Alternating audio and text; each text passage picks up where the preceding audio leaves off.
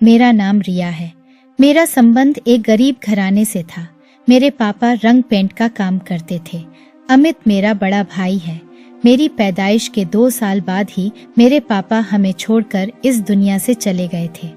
तब से माँ ने हमें माँ और बाप दोनों बन के पाला था। माँ सुबह के वक्त लोगों के घरों में काम करती और शाम को घर बैठकर सिलाई करती थी। माँ ने बड़ी मुश्किल से अमित भाई को पढ़ाया लिखाया था। हमारी सारी उम्मीदें अब भाई से ही जुड़ी हुई थीं।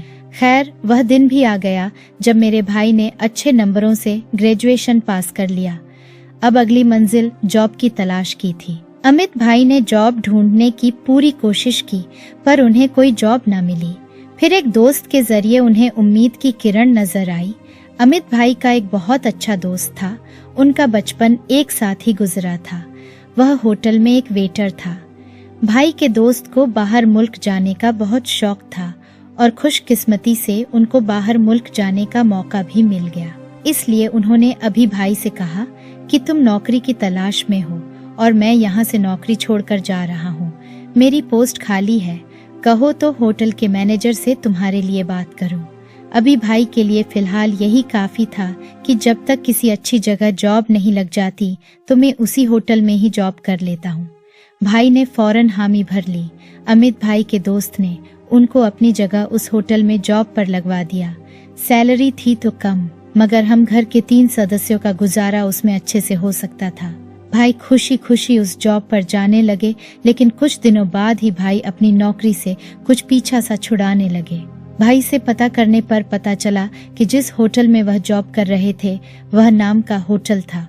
असल में वह एक नाइट क्लब था जहां पर रात के वक्त बड़े बड़े लोग आते और लड़कियों के साथ मिलकर डांस पार्टियां करते। खैर, मजबूरी सब काम करवा देती है। माँ की तबीयत भी उन दिनों बहुत खराब थी। बहुत कोशिश करने के बाद भी भाई को दूसरी नौकरी न मिली तो उसको ही जारी रखा। इसी तरह 2 साल गुजर गए और इन 2 सालों में कई डांसर आई और अपनी अदाएं दिखाकर किसी दूसरे होटल में चली गई। उन सब में निधि एक अकेली डांसर थी जो अभी तक उसी होटल में ही जॉब कर रही थी। निधि वाकई बहुत ही खूबसूरत थी। वह जब भी बनाव सिंगार में होती तो हर बार नई नवेली दुल्हन जैसी लगती थी। मासूमियत तो जैसे उसके चेहरे पर साफ नजर आती थी। भगवान जाने उसकी क्या मजबूरी थी जिसकी वजह से वह इस जगह पर आती थी। जब भी वह भाई को देखती तो एक दिलकश मुस्कुराहट उसके लबों पर फैल जाती। वक्त यूं ही गुजरता रहा। एक दिन जब भाई ड्यूटी ऑफ करके घर जाने की तैयारी कर रहे थे तो एक वेटर उनके पास आया और एक लिफाफा भाई को थमाया और कहने लगा, यह एक मैडम जी ने दिया है, और फिर वह चला गया। भाई ने समझा कि शायद किसी लड़की को कुछ मंगवाना होगा। पहले भी अक्सर बाहर से कुछ मंगवाना होता तो वहां पर डांस करने वाली लड़कियां भाई को इसी तरह कागज पर लिखकर दे देती और भाई जब बाहर जाते तो उनकी वह चीजें वापसी पर ले आते थे। उन्होंने लिफाफा कोट की जेब में डाला और हाथ मुंह धोने वॉशरूम चले गए। वॉशरूम जाने के बाद मेकअप रूम के सामने से होकर और कहने लगा, यह एक मैडम जी ने दिया है, और फिर वह चला गया। भाई ने समझा कि शायद किसी लड़की को कुछ मंगवाना होगा। पहले भी अक्सर बाहर से कुछ मंगवाना होता तो वहां पर डांस करने वाली लड़कियां भाई को इसी तरह कागज पर लिखकर दे देती और भाई जब बाहर जाते तो उनकी वह चीजें वापसी पर ले आते थे। उन्होंने लिफाफा कोट की जेब में डाला और हाथ मुंह धोने वॉशरूम चले गए। वॉशरूम जाने के बाद मेकअप रूम के सामने से होकर गुजरना पड़ता था। जैसे ही वह वहां से गुजरे तो देखा कि निधि आईने के सामने बैठी मेकअप करने में बिजी थी। शीशे में भाई को देखकर उसके हाथ से लिपस्टिक छूटकर फर्श पर गिर गई। उसने मुड़कर दरवाजे की तरफ देखा और उठ खड़ी हुई। भाई ने उसे देखते हुए कहा, आप दरवाजा बंद कर लिया करो, यहाँ से कई लोग गुजरते हैं। हाँ, मैं भूल गई थी, उसने घबरा कर कहा। भाई इतना कहकर आगे बढ़ गए। वॉशरूम से हाथ मुंह धोकर निकले तो वह जा चुकी थी। भाई थके हारे घर पहुंचे, कपड़े चेंज किए और बिस्तर पर लेट गए। तभी लिफाफे का ख्याल आया जो उस वेटर ने उन्हें दिया था। उठकर कोट की जेब से लिफाफा निकाला और खोलकर पढ़ने लगे। खत पढ़ते ही भाई के पैरों तले से जमीन निकल गई। यह निधि की तरफ से था। उसने अपनी परेशानी का हल लिखा था कि वह एक बहुत बड़ी मुश्किल में फंस गई है और कुछ महीनों में वह एक बच्चे को जन्म देने वाली है। यह पढ़ते ही भाई के रोंगटे खड़े हो गए, क्योंकि जहां तक उनको पता था निधि की अभी तक शादी नहीं हुई थी, या फिर उसने खुद को जानबूझकर बगैर शादीशुदा बता रखा था और उस होटल में सिर्फ डांस की पार्टियां होती थीं। अगले दिन वह भाई से मिली और बोली, अमित, मैं एक मुसीबत में फंस गई हूँ, इस बारे में मुझे तुमसे बात करनी है। तो बोलो। भाई ने उसे कहा, इस समय यहाँ कोई नहीं है। तुम बात कर सकती हो क्या? तुमने खत पढ़ा था? हाँ, पढ़ लिया था। देखो, अभी दरअसल तुम ही यहाँ ऐसे मर्द हो जिस पर भरोसा किया जा सकता है, तभी मैंने तुम्हें अपने राज में शामिल किया है। अब मेरी इज्जत तुम्हारे हाथ में है, यह मेरी जिंदगी का सवाल है। मेरी पिछले कुछ दिनों से तबीयत खराब थी। जब डॉक्टर से चेकअप करवाया तो पता चला मैं माँ बनने वाली हूँ। यह बात बताते हुए उसकी आंखों में आंसू आ गए थे। भाई तो जैसे पत्थर के हो गए थे, मगर मुझसे यह गलती हो गई है। मैंने अस्पताल में उस बच्चे के पिता के नाम की जगह तुम्हारा नाम लिखवा दिया है। अगर ऐसा न करती तो मेरी जान को खतरा था। ये सुनना था कि भाई सकते में आ गए और कुछ कह ना पाए। फिर थोड़ी देर बाद वहां कुछ ग्राहक आ गए और निधि अपने रूम में चली गई। भाई का यह दिन बहुत मुश्किल और परेशानी में गुजरा। निधि उस दिन होटल से जल्दी चली गई थी और भाई ने घर आकर अपने आप को बिस्तर पर गिरा दिया। पूरी रात परेशानी में गुजर गई। माँ ने लाख पूछा कि क्या बात है, लेकिन वह कुछ न बता सके। भाई दूसरे दिन होटल गए। पता चला कि निधि कुछ दिनों की छुट्टी पर चली गई है। भाई हमेशा निधि के साथ इज्जत से पेश आते थे। वह उसको एक अच्छी लड़की समझते थे। जहां लोग उसको आर्टिस्ट कहते थे, वह भी आर्टिस्ट के तौर पर निधि की बहुत इज्जत करते थे। और उस लड़की ने मेरे भाई के अच्छे बर्ताव का नाजायज फायदा उठाया था। इस शराफत के बर्ताव को उसने ब्लैकमेल किया और कैश करने की कोशिश की। भाई ने सोचा कि जाकर मैनेजर को सब कुछ बता दें। फिर यह सोचकर रुक गए कि ऐसा करने से वह खुद भी बदनामी के दलदल में ना फंस जाए। वह सोचकर उलझ कर रह गए थे। फिलहाल चुप रहने में ही भलाई समझी। सबूत तो कोई नहीं था कि निधि से उनका कोई वास्ता या बंधन है। खैर, जो होगा देखा जाएगा, यह कहकर दिल थाम लिया। इस बात को कुछ महीने गुजर गए थे। सुबह का समय था। अमित भाई वॉशरूम में नहा रहे थे कि अचानक उनके मोबाइल की घंटी बजी। मोबाइल मेरे पास था और गलती से कॉल रिसीव हो गई। मैंने जैसे ही हेलो किया तो दूसरी तरफ से एक औरत कहने लगी, जल्दी से मेरी बात अमित सर से करवा दो। उनकी पत्नी की जान खतरे में है और उनका बच्चा मरा हुआ पैदा हुआ है। यह सुनते ही मेरे पैरों तले से जमीन निकल गई। भाई की तो अभी तक शादी नहीं हुई, तो फिर यह बच्चा कहाँ से आ गया? इतने में भाई बाहर आ गए और मोबाइल मैंने उन्हें दे दिया। अमित सर, मैं हॉस्पिटल से बात कर रही हूँ। बोलिए, क्या हुआ? आपकी पत्नी का मरा हुआ बच्चा पैदा हुआ है, जल्दी से अस्पताल आ जाइए। आपकी पत्नी ने कहा है कि आपको बता दूं। यह कहकर उसने फोन बंद कर दिया।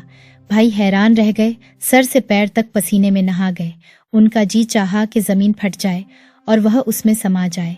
गुस्से में वह घर से बाहर निकले, टैक्सी में बैठे और अस्पताल चले गए। वहां नर्स से पूछने पर पता चला कि उनकी पत्नी रूम नंबर 9 में एडमिट है। रूम नंबर 9 में बिल्कुल खामोशी छाई हुई थी। निधि जर्द हल्दी की गांठ सी बिस्तर पर पड़ी थी। अभी यह कुछ कहने ही वाले थे कि नर्स कमरे में दाखिल हुई। निधि को इंजेक्शन लगाया और कहा कि उनकी जान खतरे में है, उनको ब्लड लगेगा, आप अपने बच्चे को ले जाओ, हम ब्लड का इंतजाम कर रहे हैं। फिर बोली, अमित सर, आपने आने में इतनी देर क्यों की? अच्छा, आइए मेरे साथ। यह कहकर वह कमरे से निकल गई तो अमित भाई ना चाहते हुए भी उसके पीछे चल पड़े।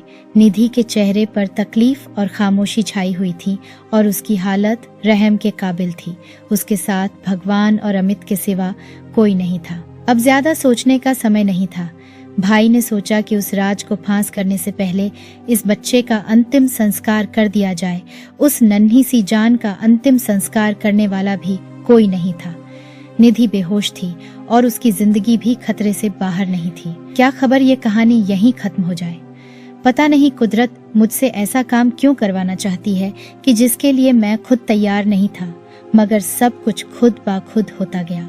वह इन्हीं ख्यालों में खोए हुए थे कि आखिर उसने मेरे साथ ऐसा क्यों किया।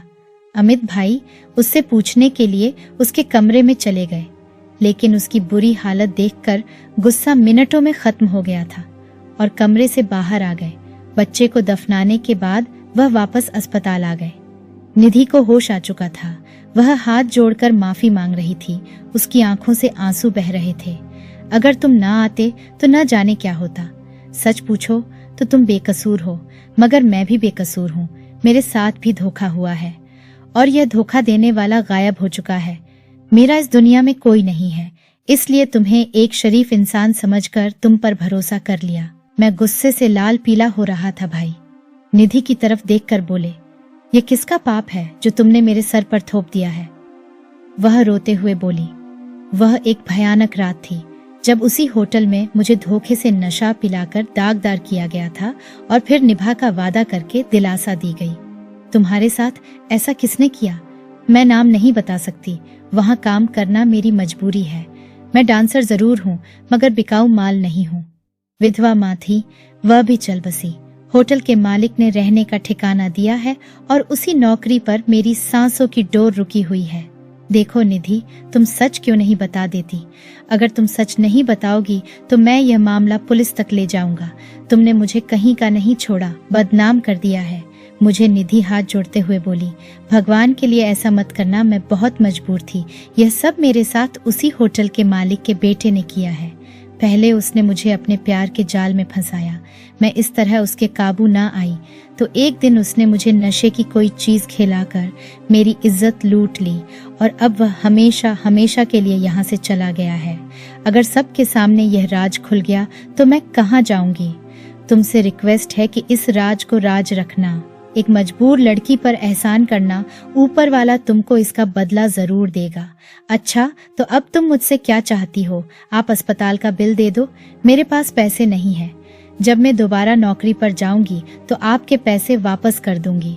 उसने कुछ ऐसी बेबसी से कहा कि भाई को वही करना पड़ा जो उसने कहा। निधि, मैंने तुम्हारी हर बात मान ली। तुमने मुझे एक शरीफ इंसान जानकर मुझ पर भरोसा किया। ठीक है, मैं बिल भी दे देता हूँ कि मगर याद रखना कि आज के बाद तुम मुझसे कोई वास्ता नहीं रखोगी। वह खामोशी से भाई को देखती रही, मगर मुंह से एक शब्द ना कहा। बिल देने के बाद भाई दोबारा उसकी तबीयत पूछने को भी गए और उसके कहने पर अस्पताल से उसको टैक्सी से उसके घर तक पहुंचा दिया। वह बहुत गरीब थी, लेकिन जब अमित भाई ने उसके घर को देखा तो बहुत हैरान हुए। घर में कुछ कपड़े और एक फर्शी बिस्तर के सिवा कुछ नहीं था। उसके घर की हालत देखकर लग रहा था कि निधि ने अपने बारे में जो बताया वह सब कुछ सच था। जब भाई ने माँ को निधि के बारे में ये सब बता दिया तो उनको बहुत दुख हुआ। उनकी ममता ने सोचा कि क्यों न वह जाकर उस लड़की की असल हालत पता करें। वह भाई के साथ निधि के पास गई। वह अकेली बिस्तर पर पड़ी थी। शायद उसे बुखार था और उसको पानी देने वाला भी कोई नहीं था। वह एक वाकई बेआसरा अनाथ लड़की थी। बहुत पहले अपने माँ बाप को खो चुकी थी। उसको तरस खाकर उसकी पड़ोसन ने पाला था। वह भी उसे छोड़कर चली गई तो ये बेआसरा रह गई। फिर एक सहेली के जरिए वह उस होटल तक पहुंची थी। आवाज अच्छी थी, फिर गाना सीख लिया। उसकी सहेली ने उसे समझाया कि सिर्फ गाने से काम नहीं चलेगा। होटल में आ गई हो तो थोड़ा बहुत डांस भी सीख लो, इस तरह तुम्हारा गुजारा ठीक ठाक चल जाएगा। इस तरह निधि डांसर बन गई। उसकी सारी आपबीती सुनने के बाद माँ को पता चल गया कि असल में यह एक शरीफ लड़की थी और बेआसरा होने की वजह से इस तरफ किस्मत उसे ले आई है। जब उसने अपनी जिंदगी के बारे में उन्हें बताया तो भाई के अंदर का इंसान जाग गया था। अचानक दिल के अंदर शोर मचा के इसको बचा लो। यह इज्जत की जिंदगी जीना चाहती है तो तुम ही इसे इज्जत की जिंदगी दे दो। यूं हम सब ने फैसला कर लिया कि निधि को अपने घर ले जाएंगे। सबकी मर्जी से भाई और निधि की शादी हो गई। अब वह मेरी भाभी है, हमसे प्यार करने वाली मेरे भाई के बच्चों की माँ है। आज इस बात को 5 साल गुजर चुके हैं। मेरी भी शादी हो गई है। भाई की जॉब एक सरकारी महकमे में लग गई है। आज हम सब एक हंसी खुशी जिंदगी गुजार रहे हैं। अगर आपको हमारी ये कहानी पसंद आई है तो वीडियो को लाइक और चैनल को सब्सक्राइब करना मत भूलिएगा और कमेंट करके इस कहानी के बारे में अपनी कीमती राय जरूर दीजिएगा।